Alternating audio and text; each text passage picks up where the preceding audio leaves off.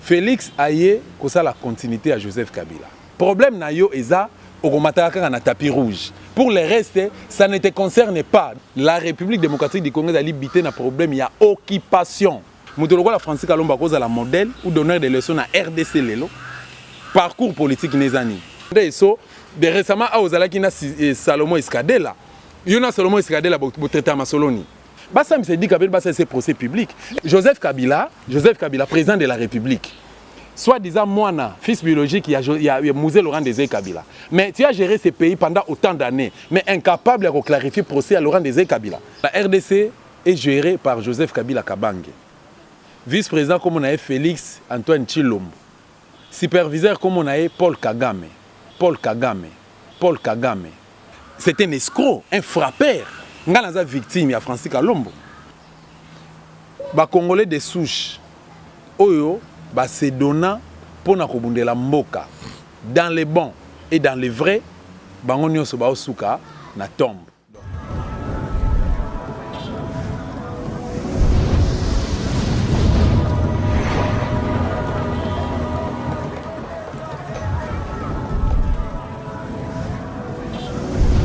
Très affectueusement, je vous salue, chers abonnés de nos chaînes, parce qu'il s'agit de deux chaînes YouTube, Dosta TV et Réaco News.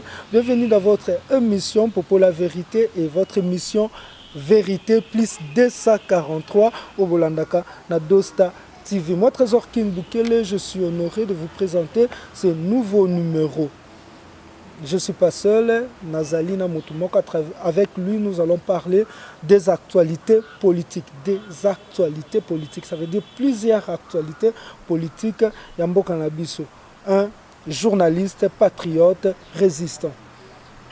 Allo Babo Solo, parce qu'il faut vérité. Nathan, comme Nathan, il y a vérité pour le Congo et ça l'a sauvé. Ce qui est le mingi et ko bimisa biso le roi toza ba péré. Les attends ya kolongola vraiment poso ya lokuta vérité et jaillit. C'est cette vérité qui jaillit maintenant de mon cœur à ma bouche pour vous dire restez branchés, vous ne serez pas déçus na émission Oyo. Il s'agit bien de Dosta Obloboyebi Naye Tokobeta Actualité Belé. Je dis merci à l'équipe technique de Réaco News et tenir en compagnie.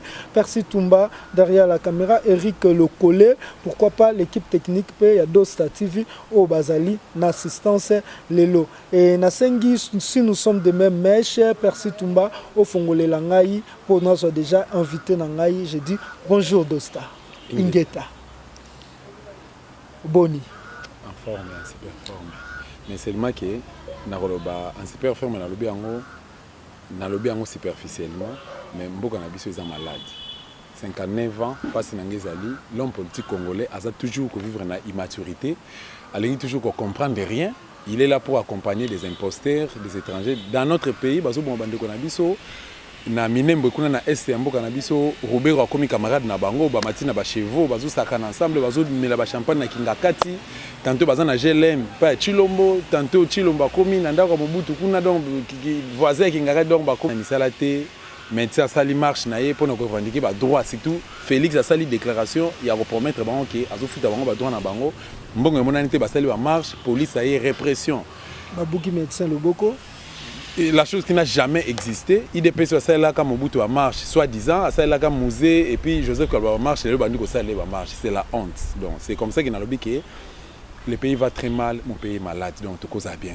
Tout solo la moi muke na bande ko na biso bazokufa bitumbo eza na Ituri tangu monsieur Tshilombo a lobby que non, ye relation eza malamu na bande ko ya Uganda na bande ko Rwanda na Ituri kuna mingi ba rebelle bayaka ba utaka ba Uganda me bandeko bazokufa. Comment expliquer est-ce que monsieur Tshilombo akoki koyebisa Museveni te que non kanga batu wana po Congo ezala mpe mais na déclaration na asengi ba jeune congolais ba kota na ba groupe armés te po akozela ba solution. Est-ce que solution kozwa un pas en arrière na 2012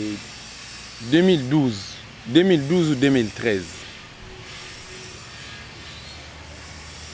Congo ezaki bité na problème ya rébellion au ebandaka na 1997 na Mouzé Laurent Désiré Kabila tango ayaka na AFDEL amemela biso ba Robert Roi ba Nyarugabo ba général James Kabarebe, général Onani, Mustapha, memela biso memela biso Rwandais na mboka na memela biso problème. Échangeaka, ils ont changé. AFDEL, CNDP, M23, ADF Nalou, ils ont même histoire. Mais en 2012, si on a la mémoire à Malam Moussou, tant au Kunda Batouare, Mounza Mabe, Bengani Kunda Batouare, Babomi Mounza Mabe. Mais Congo passe. Tant Babomi Mounza Mabe, Nazaraki PGR, a fond la banquette, a fond la dossier, à Sala Yangote, les Sola Mounza Mabe, n'a pas famille Mounza Mabe, Bafuta Binombo, on tourne des so Bafuta Binombo, on a côté le Cambon, on a encore un prénaté. Mounza Mabe Batine na Kitona Babomi, Kunda Batouare, Azongi. Et à un moment donné, tant que M23, donc CNDP, M23, bah côté na Mamadou Ndala. Mamadou Ndala finalement, si guerre on a bah Mamadou Ndala. Non seulement Mamadou Ndala, babomi sous-chef naé général Baouma, babomi colonel Mamadou Ndala, babomi colonel général Baouma. Et souga ikaka wana te, ba Congolais de souche, oyo ba se donna pour na kobundela mboka. Dans les bons et dans les vrais, bango nyonso ba osuka na tombe. Donc na lingala ba yanké ba olesa bango pa ou de force. Félix Aye kosa la continuité à Joseph Kabila. Qu'on se le dise, les superviseurs, donc la RDC est gérée par Joseph Kabila Kabange. Vice-président comme on a Félix Antoine Tshilombo. Superviseur comme on a Paul Kagame. Na 2013 kakawana guerre qui makasi na bande konabiso ya M23 fin 2012 début 2013 bande kudo na ba Rwandais guerre makasi.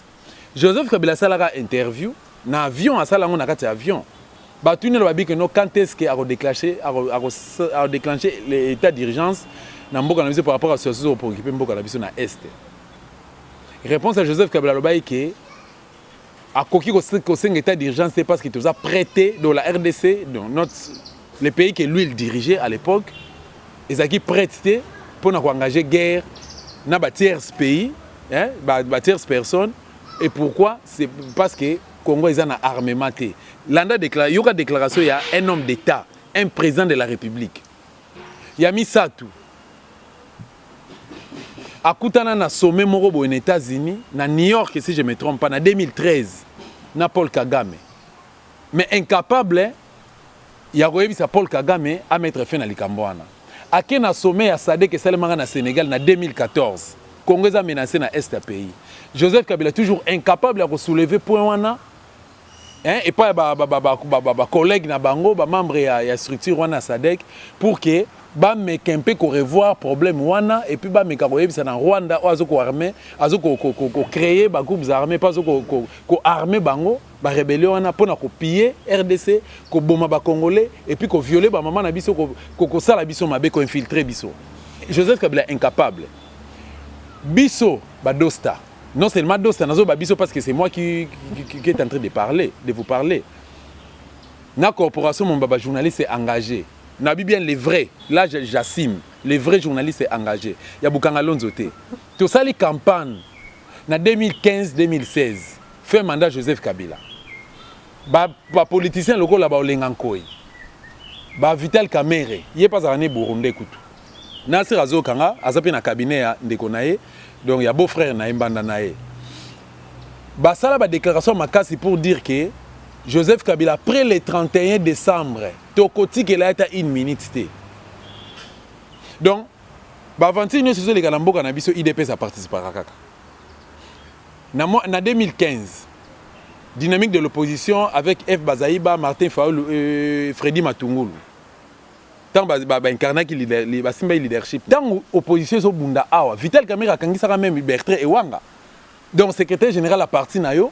Parce que attaqué Kabila, il y a le gros amour à Kabila, au Kangisae. Bertrand a fait une année dans la prison centrale à Makala. Avec une chambre 18 pavillon 1, Ngalando qui est là. Ngala qui est là, Bertrand a ébissé Nabi que non mon vieux. Sogo a conseil n'a démissionné dans l'INC. Moutou a Kangisi au place aux A comme Vital Kamera. A Boya, a Gangela n'a pas bimisanga. Mais mon comme ça a Benga que non, mon petit est-ce que tu peux passer en prison? N'a qui est là et au solo la vie. J'ai beaucoup réfléchi. Mais je vais bientôt sortir où est ma position. tanga bimaki toka ki baké Genval bazongi a démissionnant IDPS aboya ko participer na ba action nyonso opposition banda ko sala na à cette époque là bien que opposition peut zaki nanga ba aventure zaki filtrer parce ba olenga ko baza ba aventure zaki belé bakatumi ba se prétendre ko zala ba opposant donc ba aventure na mboka na biso mais loko nga na retena IDPS azana Ibiza na Venise na Kabila donc Félix tata na bango Félix tata na bango mama na bango na Albert Moleka directeur de cabinet ya Etienne Tshisekedi ya Mulumba na ngambo ya IDPS ya PPRD zaki Jeannette Kabila Némi Pasteur Mugalo je crois na Kalev bazaki na pour parler batambola na monde pendant que bato bakufi bazo marcher pour na respect à la constitution IDPS azotambola na bazoloba ba congolais que toza binemi mais bazo kosa nabi IDPS avec les vieux Etienne Tshisekedi ya Mulumba c'est la fausse opposition yo éviter que ça la fausse opposition tozonga un pas en arrière liwa ya 4 martyrs à Pentecôte au baboma le 1er juin 1966 non s'il vous plaît motuna moko pourquoi pas kotikela monsieur Chilombo oyo lelo azana tête ya pouvoir pour ye to moni na diplomatie na ye alobi bon voisinage koke kosolo ana bato ana to espérer que guerre koki kosila pour Kabila to monaki bon voisinage ote mais ya zo voyager mingi azo yoka trop soko landi même na ba interview a salaki alobi ye na Paul Kagame ça va na ba bato Uganda ça va espérons-nous que rébellieux à lisouté na Estamboka Congo espérons-nous que rébellieux à lisouté na Estamboka Congo pendant que toyebi ba faible commencement général tango fort donc général Ami se dit tango fort Général Ami ça y na guerre il y a M20 il y a RCD Goma leader na bango comme Nazara Surubero ba na ba Mbusa Nyamusi wa mukuse wana Mbusa Nyamu deuxième serpent na kati ya Lamuka Mbusa Nyamusi Batoma Luaka et tant d'autres non cités Général tango fort akomaka général Mukolonine tanga zo ya azalaka na gradini asalaka formation militaire wapi Théogara jamais Gazalaka lieutenant, ni capitaine, ni major, ni lieutenant colonel, a commis général major. Ami c'est tango fort. Lelo bazui amisi batindie kuna na este. Batindie na este, batindie akeko sala intervention na este. Akobomba ba Rwandais. Akobomba ba Rwandais te. Qu'on se le dise. Félix depuis AFD le quota. Tata na bango alobaki eloko moko pa ya musée Laurent Désiré Kabila. Wana nazo reconnaître ango. Tant on nous attendrait le boko, tatana banga PC conditions. Zongisa bandeko oyo na mboka na bango. Avant ngai na auto collaborer. Tatana banga dara victime, nous attendons zongise na mboka, kangi zongise na mboka. Bien que babano na agesa bilanga. Aïda qui peut pas Tshisekedi après Air Zahir, tant ça va aventure à piller pour à contribuer na malheur à Air Zahir, lac lelo. À contribuer na malheur nango, azaki suna copté. Mobutu mutando PC ba mbongo master na ye, ça la fausse opposition bimisa ba tout ça la déclaration boye, paquet no ya Mobutu pas kufa na ye. Si vous avez fallu aluka deal moko boy mais muza facilité ka ya pesi mbongo na ba outil de travail aki ko sala bilanga na kabe ya kamwanga chaque fin du mois ba futa mbongo Edi Kapen témoin colonel Edi Kapen na na prison témoin ce na ko ça va démentir ya mi ça tout à chaque fois IDPS malheur ya na mboka na biso IDPS azalaka toujours mandat Joseph Kabila Sili tolbi le 30 juin tout s'arrête le 30 décembre tout s'arrête en 2016 Etienne Tshisekedi ya Mulumba attendre le boko pongia ba bébé deuxième épisode ba pesi sous une année a dribblé bango lelo a nommé bango ba président de la République. Croyez-vous réellement que Félix il peut avoir le courage ya ko claquer porte pas ba Rwandais muta fongoli brèche Congo est comme Lidoussou et comme Madofolo partie est lelo bande ko na biso na Minembo baza ba victime nalandi déclaration Moïse Nyarugabo ba Rwandais ba courageux hein Azara Surubero azoloba alobi que donc d'abord Moïse Nyarugabo alobi n'importe quoi, bah bêtise. Azara Surubero alobi que non, je suis fier d'être congolais. Donc je suis fier d'être congolais. D'être congolais point. Année passée, année 2017, na chaîne locale moko na salaka awa na otanga komo na wadi poto sala publicité na bangote. Ndeko moko ayeko pesa invitation alobi na compte à chaîne na bino to sengi yo oya ko participer na point de presse ya Azara Surubero. Na Bible 2017, novembre 2017. Ngala kindete na tinda parce que ngala ko kindete place Robert Azana ko kindete cabinet Robert ya que des Rwandais. Il y a que des Rwandais. quelques Congolais baza na kati wana baza na cabinet Robert Roi ba Rwandais wana ba Congolais wana mais baza ba infiltré soto okei a repesa nga mbote aux ambote les a baisé de jida vous comprenez tinda concert moko bo akenda na ye ya kenda na sala mais avant de diffuser on a journal parce que ba futa mbongo na bango chaîne commerciale yangate Azaras Robert a eu courage ya koloba que tout celui qui a causé le sous ko traiter ngai Robert Roi de Rwandais ou de deuxième nationalité américaine au besoin pesa ngai ngana ito kozana justice. Donc Azaras Robert donc azowanga na nationalité na ye so tali morphologie na ye. Au mona celui-ci c'est un Rwandais. Sans que tu loba tala morphologie avant to le ka comme on ne peut ba comme ba re na ba tribu na biso so to na 400 combien de tribus. Est-ce que ndeko dosta soki ndeko anzimi na ye alobi na tiki na ngamboka na ngai na lingi na vivre le quoi congolais ezapeka ngambo. Ezangambo pourquoi ezangambo c'est parce que Congo ça fait 22 ans la République démocratique du Congo a libité na problème il y a occupation. Tant ba kota na 1997 ba boma ba viola ba piyamboka. Basi ba réparango. Même en tête lobby que non, constitution na biso lobby que non et puis si liberté na tout congolais oyo ou bien étranger nyonso o alingi kozwa nationalité congolaise. Mais il y a des procédures à suivre. Il y a des procédures qu'ils doivent respecter ces gens-là. Mobutu atsaki que moi na nyonso abotami na sol zaïrois ou sol congolais asa na droit porter combo ya. Peu importe, mais Robert abotama na sol congolais. Robert autaki Rwanda ye kotanga na Universal Lubumbashi, Théodore Ngoy collègue na ye auditoire. Ba Moïse Katumbi abotama na sol congolais. Moïse Katumbi c'était un étranger. Abotami na sol. De ça Moïse Katumbi to banambala mo robet ndo. Voilà. Moïse Katumbi c'était un étranger, juif zambien italien. Francis Kalombo azala jamais congolais. Olivier Kamitet azala jamais congolais. Moïse Nyarugabo, Bizimakara, Général Mustafa, Tango Fort, Kengo Adondo, bango nyonso merci. Joseph Kabila baza ba congolais te. Natanga na basi na bango. Baza ba congolais te. Donc par rapport à ce problème de nationalité, il y a des procédures à suivre.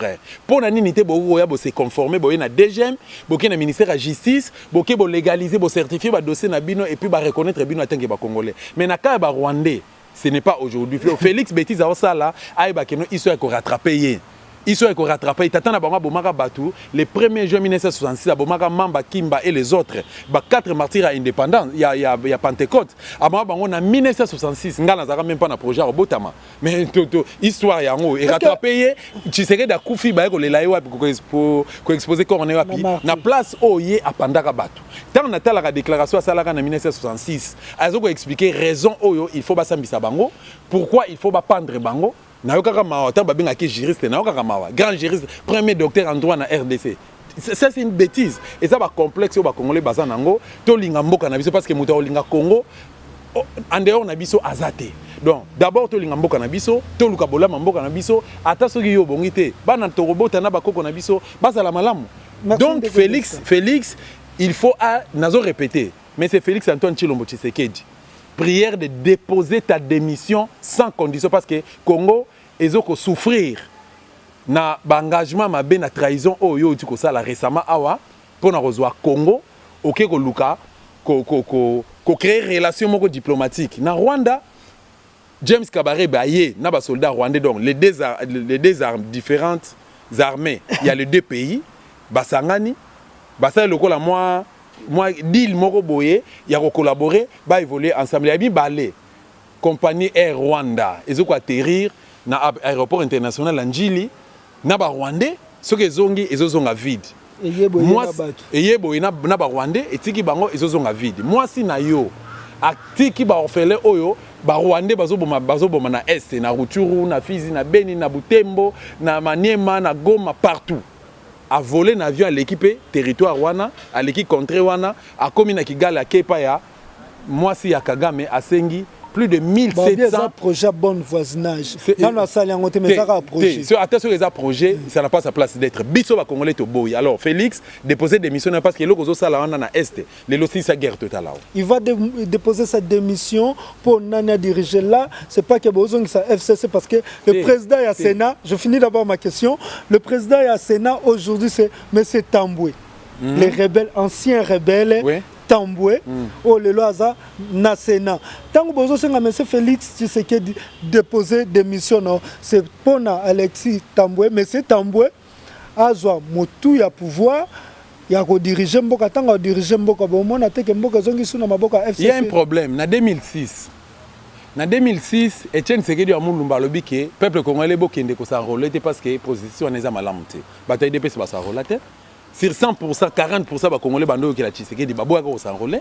Na 2011 eloko ya sengaka ya to respecter procédure hein, alba to bandana ezal suni recensement. Il n'est pas incapable de faire ça. Ça, c'est recensement. Mais andimi quoi côté na processus wana. Pour mon que tu sais que dans n'importe où liambon.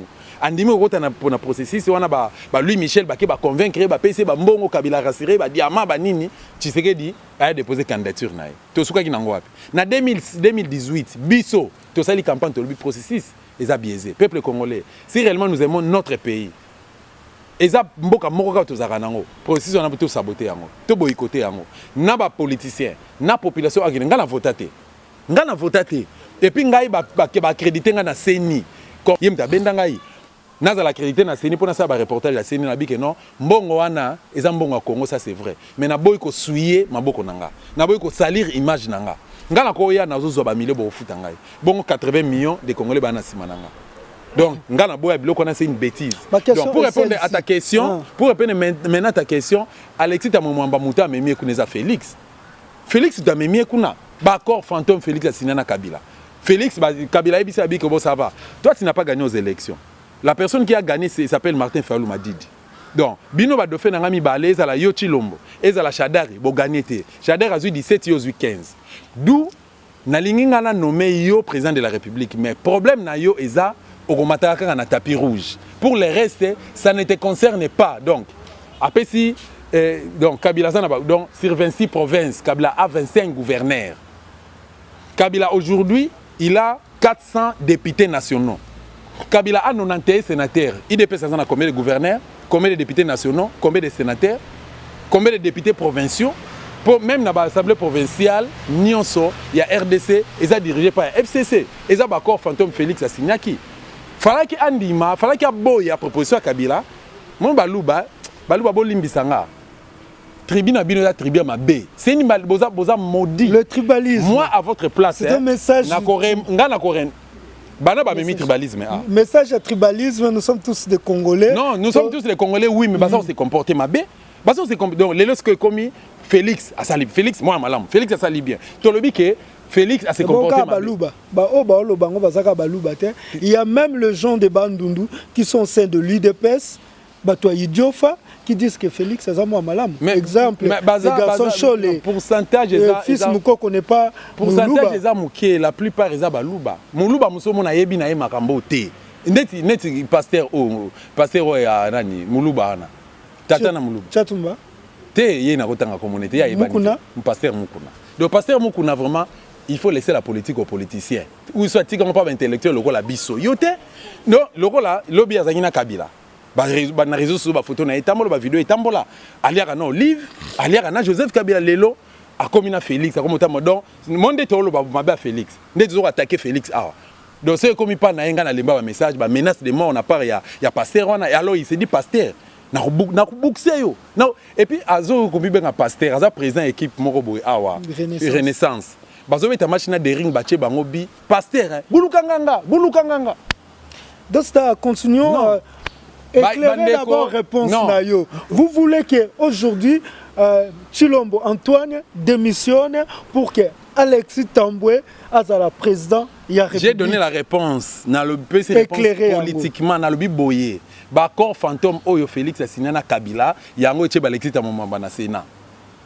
Bakor fantôme on a pisi Kabila 400 députés 91 sénateurs. Alexis Tambwe Félix a déposé. Est-ce que éviter que tu es en crise? Politiquement, rien ne marcherait dans notre pays si on ait conscience. Le vrai problème, c'est quoi? Ben, si son union, il faut tomber. Ben, si il faut tomber. Naboy ko anticiper parce que ils ont un dossier. Merci beaucoup. Naboy ko anticiper dans le lobby. Naboy ko anticiper pour na permettre de respecter le programme proposé. Mais parler dans le bagage que Alexis Tambwe Bakozwa, président, c'est même à Tassoguié, Azur élève. Mais vous allez combien de temps? Et vous allez combien de temps? Kabila Zonga. Non, et vous allez combien? Kabila Zonga. Soki Kabila kozonga na pouvoir eza bakora ye na Félix. Merci beaucoup. Je dis un grand merci à Alain Kikela, mon conseiller privé.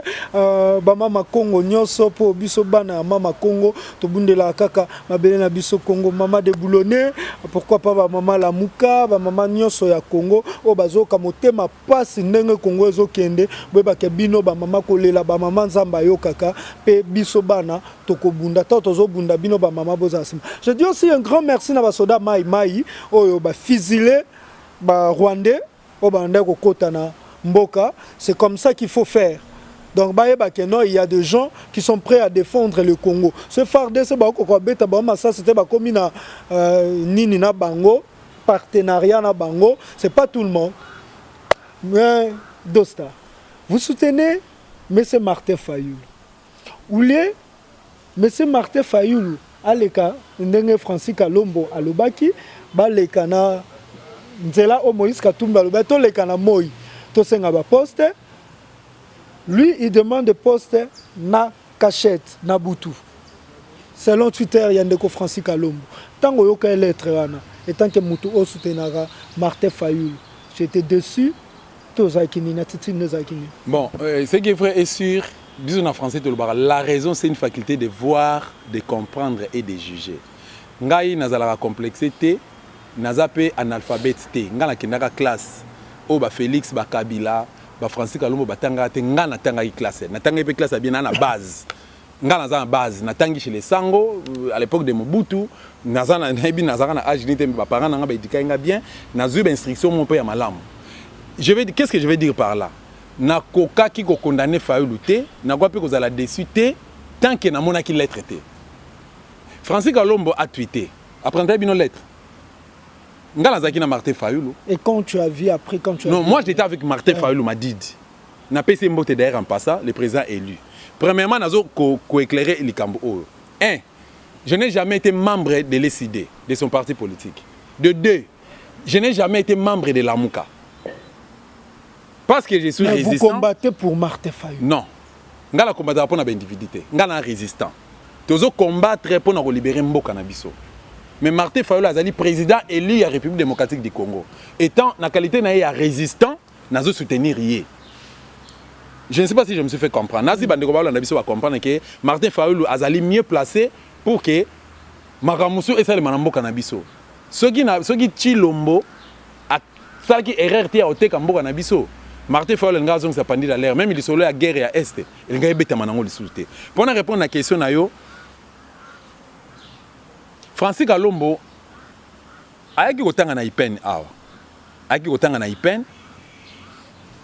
Francis Kalombo ayaki kosala inscription na IPEN sans diplôme d'état. Mais c'est éjude à sala na service académique.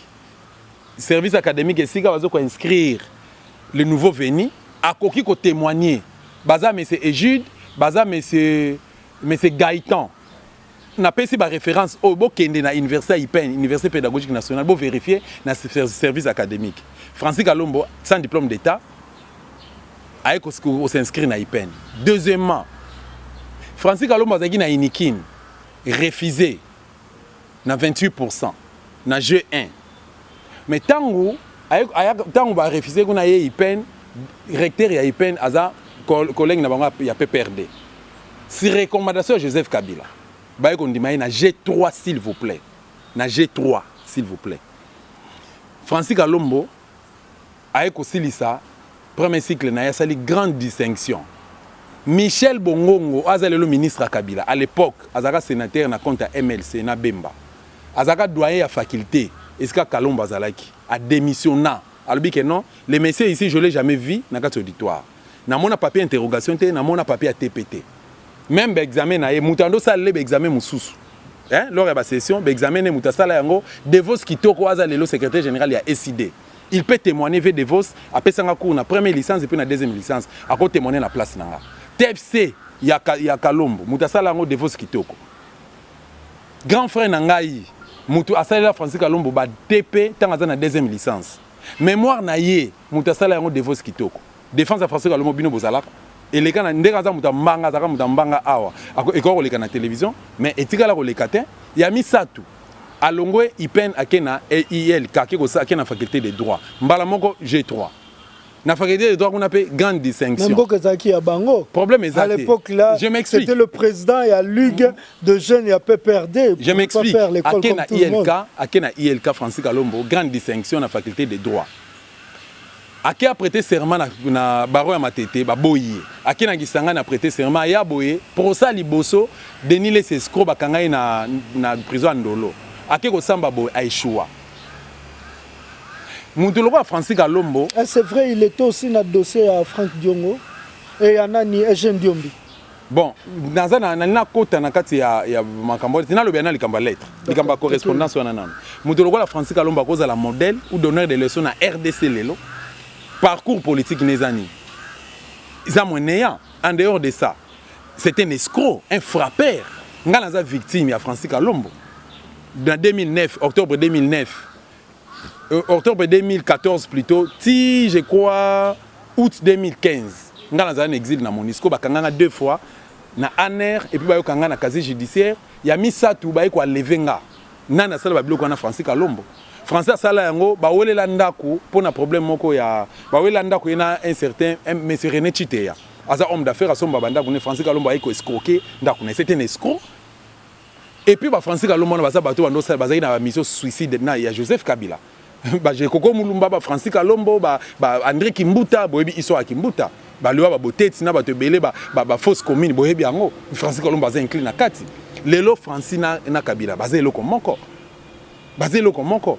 Yo sur le lobby, au s'est penché au chevet à Moïse Katumbi. Katumbi représente quoi? Un autre étranger. A pillé Jekamine, a pillé matière première à Katanga. A bomi si Jekamine. Lelo Moutoloko la Moïse Katumbi, Lelo. Assassinat Laurent Désiré Kabila, Moïse Katumbi na kati. Bokende dikapé na prison. Bosambi se dikapé. Réellement, et là qu'on y a solo l'année dikapé, tous on a wana. Il y a un diaspora qui m'a appelé, mais dosta alinga kufungola talo baka dikapé na za prison. Tangu ya kota kana kata prison, akute ne dikapé. Est-ce que a solo l'année dikapé nini? Tinani dikapé na Boma Rachidi, banani bazaki na complicité ya liwa et ya Kabila, à part Moïse Katumbi Oyotangi. Bon, voilà. Naza, porte-parole, est dit qu'à Pente. C'est un grand frère, c'est un vieux à moi, avec qui tu traites à bonne relation. Naza, journaliste, na kenda prison, na travaillé na Mokia, na travaillé na Pasteur Koutino, na travaillé na Chaloupa, na travaillé na Diomi, bazana bazaki na prison, monsieur bazana na prison. Tout comme Péléon, na travaillé na Edik. Na travaillé plus na vulnérable. Parce que naza makasi côté na soza na dossier au Pessinga René Chite azaki na problème na Francis Kalombo linga bomisae Francis Kalombo tinda ba policier général Kasongo ngai na kena na bimisa na sala démarche na bimisa qui les messieurs René Chite na prison ozo comprendre naza un peu doué na domaine on a par rapport à musala na nga presse makamonga na traiter na colonel Edik Apent naza porte-parole na été les fonds ceux qui ont créé, organisé émission à sens n'a quoi répondre. Mais le quoi donner dossier Moussoussou. Je promets à tous les internautes, aux gens qui suivent le Trésor King Bukele, que tu as une émission Moko Otolobelaka spécial Edik Apent Dosta Akobimisa Nini à Sololane Edik Apent. Mais pour ça bandeko ba Holanda biso bo la procès unique. Pour na droit ba juriste ba la nga za juriste c'était mais moi classe na kena na bi ke ba benga ba procès lukuta ba benga ba procès moko falsifié ba procès unique ba pesa bango maloba jour oyo musée Laurent Désiré Kabila kufaka honorable Mota oyo a témoigné que non nous étions là j'étais avec le président de la République on échangeait j'ai vu Rachidi entrer Mota n'a jamais été au chevet chef à cabinet musée Laurent Désiré azalaka comptable ya président de la République. Mais Azalaka te jour au Baboma, ndeka loba kino Rachidi akoti abeti masasi lukuta. Après ya bimia beleli na Swahili. Ali kape na ye ayeko beta Rachidi masasi eza lukuta. Eza lukuta. Ozo comprendre, eza procès mo ba pesa bango maloba. Basa me se dit qu'avec basa c'est procès public. Et le konga comme ça au fongoli parenthèse, là kana se déchaîner. Et le comme ça Joseph Kabila, président de la République. Soit disant moi, fils biologique, il y a Mouzé Laurent Désiré Kabila. Mais tu as géré ces pays pendant autant d'années, mais incapable de clarifier le procès à Laurent Désiré Kabila. Au moment où il y a des angouches roches, il y a des balouchetés dans la Katiwana. Mais Moïse Katumbi, au Bokangi, soit disant la tentative à coup d'État.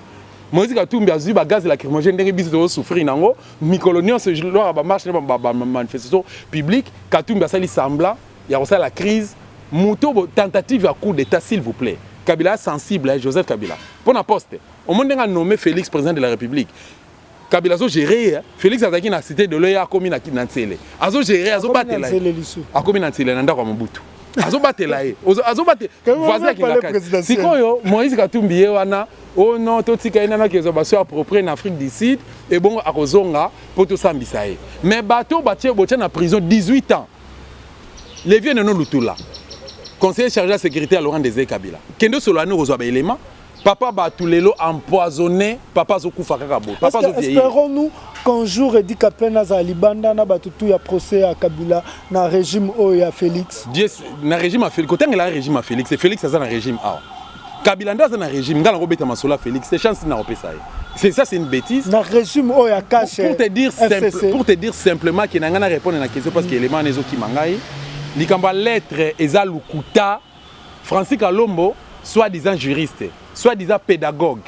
Mais si on le dit que non Martin Fayulu a sali correspondance moko a adressé et pas à Chilombo. Mais présenter correspondance wana tokenda quand même classe, tu dis que lettre administrative. Mouto a commis Tochaka expéditeur, Martin Fayulu m'a dit. Oché, ba numéro de référence. Objectif. Après, oché, objet, au commis, par exemple, les demandes d'emploi. Au commis, monsieur le président de la République démocratique du Congo, mais c'est X ou Y.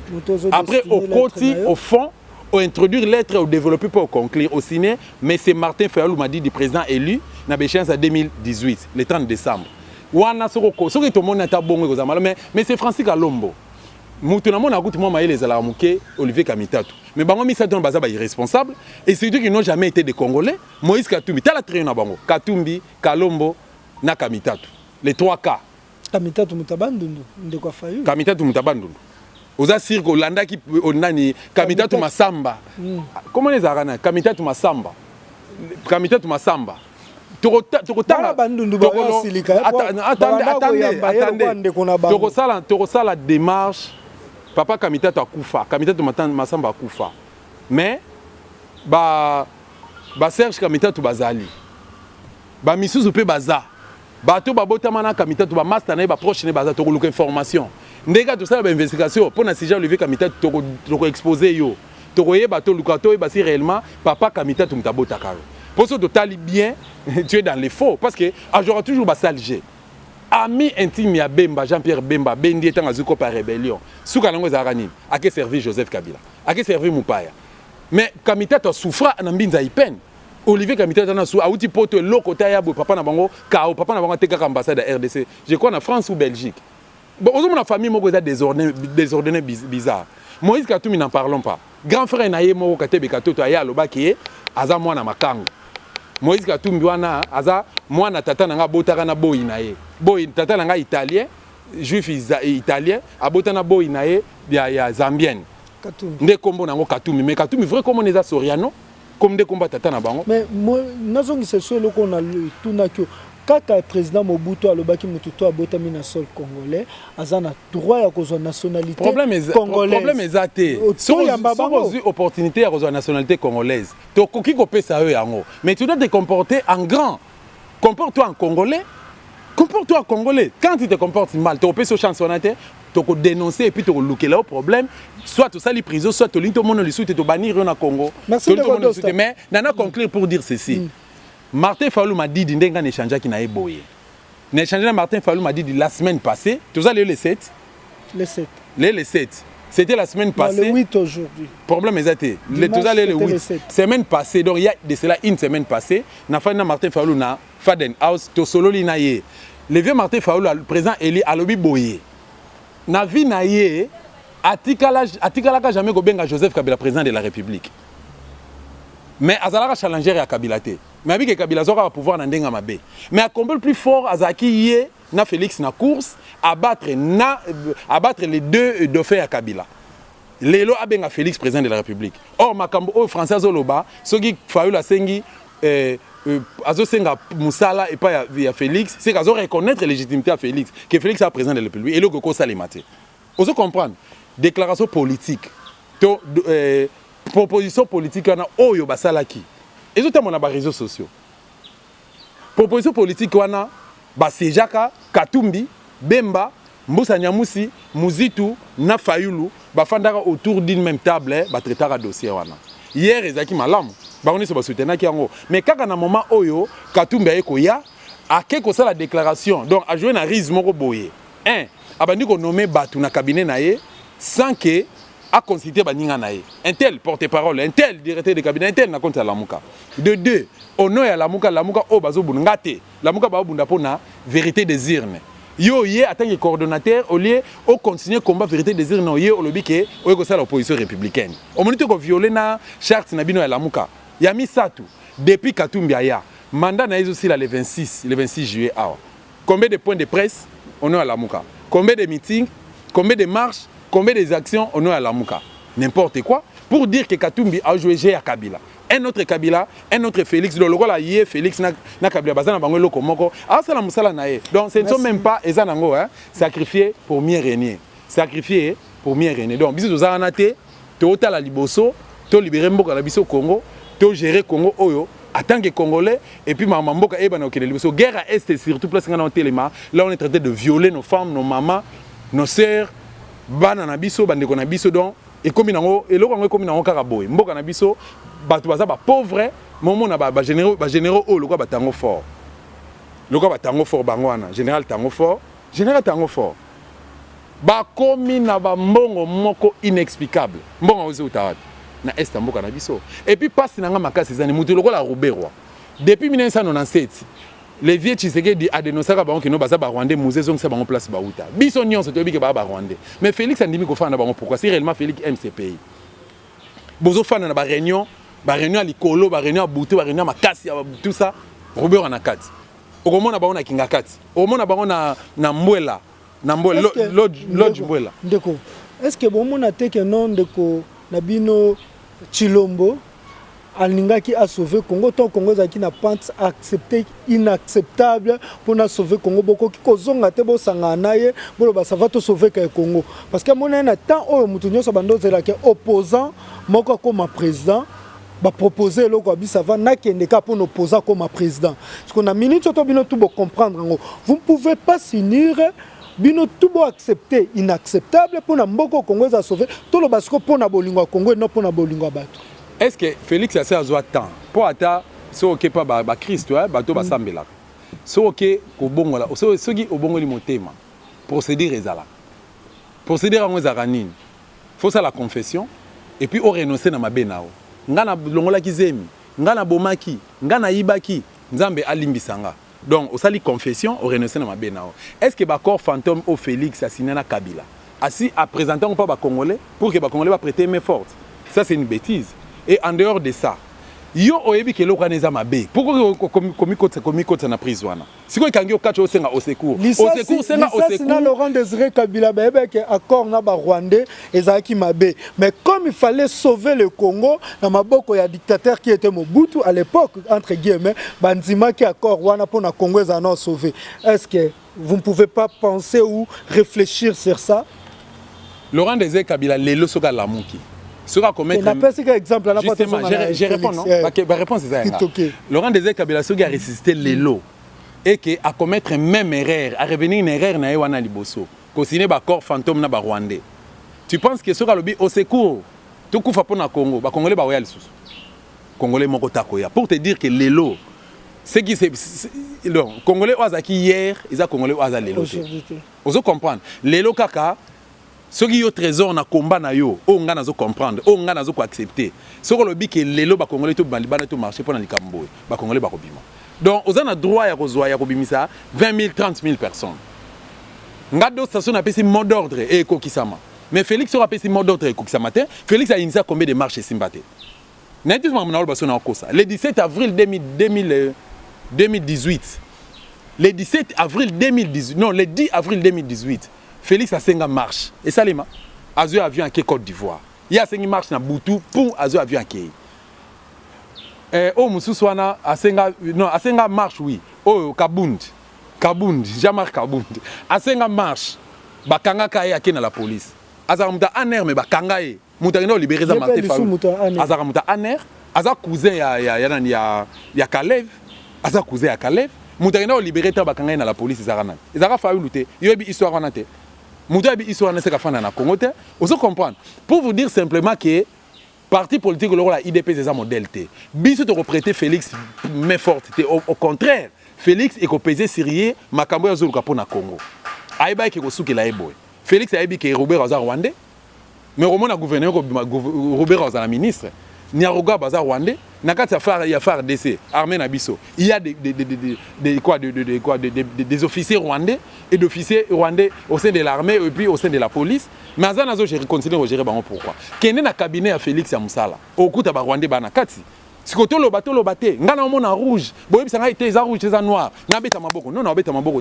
Félix a déposé démission. Ce qui tire Rwanda aux anangoté. Biso to osalisayo. Tu as persister dans le pouvoir, tu as s'éterniser dans le pouvoir, mais tu as plus pour que Biso te libérer Mboka. Déposer des missions dans la sonité, le reste est total après, mais procéder à déposer des missions et puis Biso te libérer sauver Congo, ndenge Biso te cancela, causons que ça pendait la l'air, Madofolo, nzela au Fongoli na Est, tu solo là, tu sauver Mboka, parce qu'après tout, na Mboka Oyo, bato wako respecter muto lokola bofandi sa ba congolais na pe Félix pe bofandi sa parce qu'il est déjà ça il y a des maboko ne déjà ça démissionné mais avec balata ba gampembe te ba gampembe pas na biso te ba balata ba gampembe mais balata ba bi pourquoi balata batombo blanchi au moins so aucun cimetière qui na cimetière à Gombe okuta ba tombe nyonso ba tia couleur à pembe pembe ba tia ba jamais de fleurs sauf on na kati ba pourriture ndenge IDP c'est ça trop de pourriture talande image à IDPS talaka image à IDPS mudoro a jamais Kabunda cause à président national à IDPS Kabundi ndenge image à IDPS ndenge pour IDPS c'est une illusion le quoi moi rêve mon robot Kabunda cause à la président national à IDPS et ça va ceux qui bassent Maliba à la Mukilelo ya Monica Kabundi président il y a UDPS to éviter akolobani ni maloba to tikele maloba biso to ça même vision IDPS lelo ba komi ba koma ba partenaire ya PPRD donc PPRD vraiment obi histoire aussi mokende ke nango kaka boya lobi na nzaki na entretien na les 6 martyrs ba kufa na siège ya IDPS lobi ngana zaki na entretien na Mireille Chimanga grande sœur ya Rossi au Rossi Alanda tondo solo apika makambo ngono dossier to tinda on a cour constitutionnel toujours là-bas fixé machin combien de mois. Vous comprenez, ça fait pratiquement une année depuis le Cambo et Banda. Donc Rossi a Koufanaï. Donc Kabila Mtabomisa Rossi, Major Wana Karina Beta Rossi Massassi, les lois en fonction. Nous avons un grade colonel. Kalaming ta comme colonel, mais ba fonction na ba fonction. Sotel Moutoua Bomaka qui Floribert Chebea. Azali. Madame Chebea na bana Chebea na Canada. Mamadou. Mamadou Ndala Azali. Donc vous comprenez que Mboka na biso Mawaming. Mawaming ngana ose la PGR. Procureur général de la République, messieurs, suivez-moi, na Oloba, Dosta Oloba. Mais c'est le procureur général de la République. Il y a de cela un mois passé, les militaires IDPS, les combattants IDPS, ils n'a parlé du peuple. Babambi Mabanga n'a parlé du peuple. Bapandi Bavitre a parlé du peuple. Nazo Zelayo initié procès. Au fond, la dossier initié dossier Moroboye, na CG wana. Kangela biso atene fils que mutu moko poto ndima réellement za PGR. Et à part ça moi j'ajoute encore na Lubumbashi affrontement IDPS nanan policier moko akufaki on veut ce sont des Congolais tout mon état de droit. Gabriel Mokia a aussi agressé policier en tenue na ndaku na ye. Image les sur les réseaux sociaux. Dossier Lambert Mende to eba pe mutu nango te na makolo nango. Et continue nango kakabo. Daniel Botet a Koufi, batanga comme André Kimbuta. Gouverneur et kena nango kakabo. Mon frère, 424 corps na fausse commune Yamalou. Gabi Mamba ba fausse commune et kenda kakabo. Bobito za na motema ko limbisa mais bino moko bo limbisa te. Oui, bien. Parce que même notre Père, le Dieu a dit, pardonne nos offenses comme nous pardonnons à ceux qui nous ont offensés. Donc ça veut dire pour notre limbisa, il faut que bino bo limbisa kabato yo, basali bino mabe ndengeni. Trésor, parenthèse moi muké. Le 23 mai au Tsigoleka. Fils Moukoko a tindé une invitation. Abina qui nous dosta. Tu as une liste à journalistes pour couvrir prière aux canastères des martyrs, prière d'accès de grâce. Ça devient intéressant. Donc c'est parmi les journalistes au Fallait, qui n'est pas Moukounana Mike Kalambai. Et c'était quoi la suite? Est-ce qu'il y a un Kende Kuna? Ouais, fils Moukoko. Ce fils a été là, mais Nabi, premièrement, fils Moukro, c'était un ami. Premièrement, Azad d'abord ami. Oui. Tokuta na raté pour tokuta na te. Mbro mutungana batona jour mo ina sanze okutana. Ndejo ngana bango tokuta na te. Tant au libérer mboka IDP c'est exister du soute. Tokuta na te. Et puis azu courage, ce gars là il a le courage, il y a routine de l'invitation na kende. Ndaki ko sala nini ngana couvrir prière oyo, bozo mo dire comment Zambe. Ngi yope lobo comme véhicule. Prière quoi yé comme nani? Il est pas comme véhicule lobi alingi pe au lieu Congolais sabo sunga Congolais nyoso zo boquette. Bon, et là on a ça bilo on est bien matériel hein. Oh, merci beaucoup. Mais vous n'avez pas taillé la bavette dans la même question. Nous pouvons évoluer. Pouvoir au besoin d'un denga mabebo qui redédia en panza. Mais zamba oka prière wana. C'est-à-dire de juger Babilo Samba Mutamasu Pesa Nzambe Kanda pour ne pas rester tailler la bavette dans de mêmes questions. Nous pouvons continuer. Merci na bayenyo so baolanda biso. Boye ba ke bo mengozo zwa lelo atozwi $100,000. Yango muto otike la bana yo otike ape bakoko no yango mais liberté eleki o nyonso to luko na motuya tike la mwana o liberté wazolia mbongo droit na yeza respecter ba liberté neza respecter au mona keno ato tike le mbongo te ye moko sala mbongo dosta po tozo kende pe na ko chiter na émission na biso bakoya ya ba leader ya lamuka. Leader boyaye population bimi la population belé bake bayambi Moïse Katumbi Fayulu akoya ebele bake bayambi mo Fayulu Bemba koya Bemba bake bayambi ba meeting ba pesi et quoi eza ko aboutir na nini kako bimisa ka batu inutilement qu'est-ce que peuple congolais azo bénéficier nango na ko bima ko ke oyamba bango. Bon bon, il y a un passé, les Camerounais ont rappelé le peut-être et cause à la, il y a sous-caté mais qui est vers la fin. Il y a les Camerounais ont le soutien. Les Congolais, ils démissionner dans la parti politique. Mission à parti politique est allée pour conquérir le pouvoir. Or, parmi Misala Oyefa ça na terrain, un parti politique, ils ont enseigné la population dans l'éducation civique. Civisme na ba parti politique ezali sous ezala na ngote boké na ba cité moi ba eneti na cité oyo hein tout temps na cité ngote pour ta radio na télévision ba ento na cité oyo na ba quartier na ba venir tout ça bo réunir batu bo louer salle moko boye bo sisi aboké bodo bo enseigner batu neti ba mambole kana na mboka na biso neti lelo crise oyo ezoko préoccuper RDC bo kende na ba quartier ba parti politique bo enseigner batu to komi na point oyo ndenge nini batu ba comprendre ba sala ka yangote wana liboso ya mibale botika kozala ba fanatique ba leader politique ba leader wana lo bobetele maboko Chilombo sala ba déclaration hein? Kabila doit partir Kabila machin traiter Kabila des Rwandais Vital Kamerhe aloba n'importe quoi donc Chilombo sala ba déclaration contre Kamerhe contre Kabila Kamerhe sala ba déclaration contre les vieux Tshisekedi pas de Chilombo yebani na été la politique est dynamique et il passe ba déclaration moko sale contre Joseph Kabila pendant que baza la politique est dynamique. Peu importe. Ton ennemi d'hier peut être ton ami d'aujourd'hui. Na format ya Congo to ko kende ngwana te trésor. To ko kende ngwana te. Mais au jour d'aujourd'hui, Chilombo a traité qui peut perdre de tous les mots. Lelo comme bana IDPS, tout ce sali partenariat. Azo benge président Kabila. Bino na IDPS Burkina Faso pe bo bamba mabanga. Bo senga rupture, il y a mariage entre le deux Félix na Kabila. Mais il y a na Tanzanie, hommage à Joseph Kabila Kabange, au président Joseph Kabila Kabange. Vous comprenez? Donc, Babilo, quand on a tout méganan kotika yango, beaucoup de Moïse Katumbi bakatangé. Est-ce que vous comprenez? Soutien bino bopesa via na mukuse wana via na kalawana. Masa Tshisekedi. Nani kombo babenga kae baba.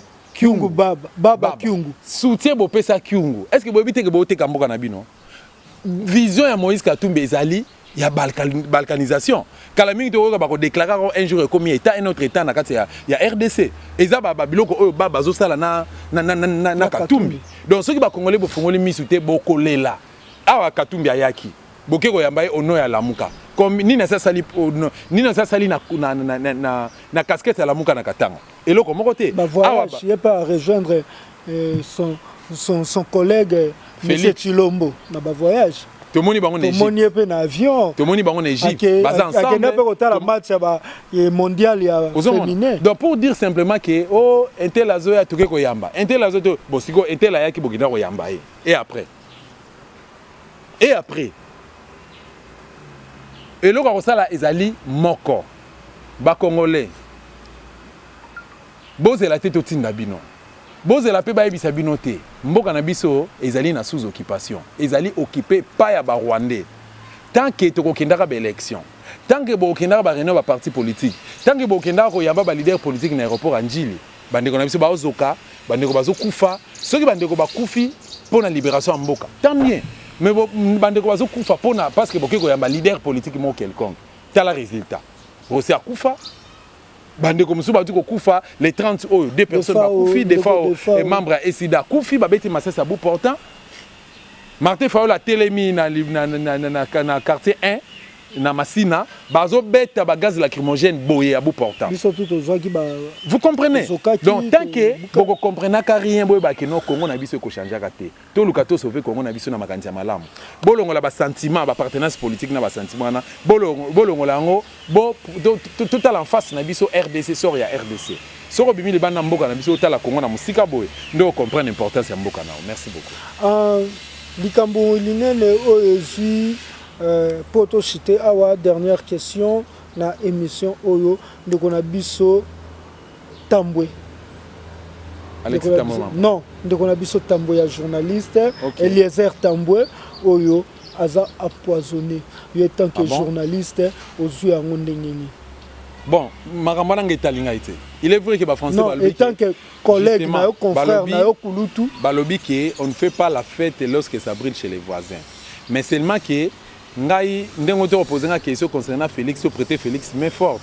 Na prêter main forte pourquoi parce que étant en au cinéma corps fantôme à senga biso conseil été. Comportement go joueur ba DG ba sal G wana. Ngata na lobaka Eliezer aza journaliste abukanga Lonzo. Nga ba pesa nga ba misu ba finga nga ba traitant de tous les mots. Mais tant que vous n'avez pas Kabila, vous n'avez pas la population, tout ça, il faut s'attendre à l'audience que vous avez. Ngai, na fanda na ndaku nanga, na ke musala nanga, na zogi na yeko lala. Omo nanga na boîte te, omo nanga na bar te, omo nanga na terrasse te, omo nanga na lit public te. Omo nanga pete ki non na landaki politique moko bonake ko senga ngate. Ngai te. Ngai te qui tu parles l'épée, Pereira aussi par l'épée. Qui tu parles l'épée, Pereira aussi par l'épée. Na repese à conseil d'abord on a profité na occasion, on a repese à conseil et pas ya bandeko o ba olanda biso. Surtout bandeko nanga ya presse, ba kulutu nanga, ba mbuta nanga na ba leki o ba yena sima na ba ninga oyo, to bandaka na ba même période. Bandinga ya promotion nanga yi. Bozala ba caméléon te. Bozala pe ba sous-marité na musala, oza musala ya respect, oza pe musala ya bato mayele. En vouloir trop gagner, ou perdre nyonso oya yo. Bon moino ko perdre nga pour na chaînette.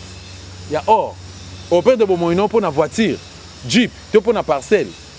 Hein? Ce qu'on a dans maïe, on ressemble à gratte-ciel, on ressemble même à avion. Mais ce qu'on a senga partout, on a lié pour teka bandeko na yo, teka. Surtout ma belle à Congo. Ma belle au ya Congo. Ma belle au ya Congo, ma belle au yo, Bukanga Lonzo, teki ma belle à Congo. Ma belle au ya Congo. Ake na poto ake ko panza combat. Est-ce que bino boba histoire wana te? A panza combat infiltré bandeko na biso na poto na résistance. Ba vie belé pe baza na poto baza dans les faux. Net vient na moko na pese kutumbote, mais na tumba ona no lelo. Commanda eso. Commanda eso de récemment a ozalaki na Salomon Iskadela. Yona Salomon Iskadela bo traiter Masoloni. Moïse Katumbi oti ndolombo à travers Salomon Iskadela. Ba bloka ne soto yebi yango. Ngala tala kabino na sali ba. Ça ne combat bien. Nazo be la commanda eso. Boketu premier aza vient nanga. Mais nazolo bela lelo commanda nazolo bela lelo mais eso pas ça vient ngati mais lelo nazolo bela no commanda eso bino nyonso boye ko kotsa business na kati ya combat o boye ba ke to limbisa ka bino te commanda eso so zolo ba o sentir que mabele ko kata na mabele ko fungama aloba avec vibration et puis quand on a idée bien azarama actif na terrain mazo ça la faux combat un autre katumbiste. Yo so mona mokoni atumba Moïse Katumbi. Merci beaucoup. C'est là nan te yo po coopérer na ye. So ils zo katanga se ko liaka mbongo na ye. Zana sili sa trésor. Poser une question zela nanu na répondre. Commandant eso. Jour nini yo so tumba Moïse Katumbi. Jour nini yo so tumba Joseph Kabila. journée ni yoso tumba Salomon Escadela bambongo bazo peso bambongo amike ba mietio ba opeso wana osomi mutuka peut-être to futela ndako sa nango so penini to rene nango kende okende nango ba boîte osa nango ba boom eza ba miet Moïse Katumbi a beaucoup d'argent mbongo Katumbi azuza tatani mtapesa yango te azo pe na mutoki na ete eza cop basana Joseph Kabila ya repiller ba matière première mboka na biso bunda pona libération mboka biso nde to na Kishasa awa tozo vivre na ba conditions mabe mai malonga ezate eau potable ezate énergie courant ezate même pour na relate eza passe pour na biso kolia même eza passe toujours travailler toujours na kati ya combat ngambo to memi to mikoti na kati ya combat résistance pour na libération ya mboka na kati ya mboka biso nde photo senga bino après tout biso nde photo senga biso nde photo landaka bato na gutolia mais tant que biso tozolia te biso tozobeta bato na kara to bito serré ceinture to bike jusqu'à la libération en route vers la libération mais bino bwana poto mboka o respect droit de l'homme ezali liberté expression ezali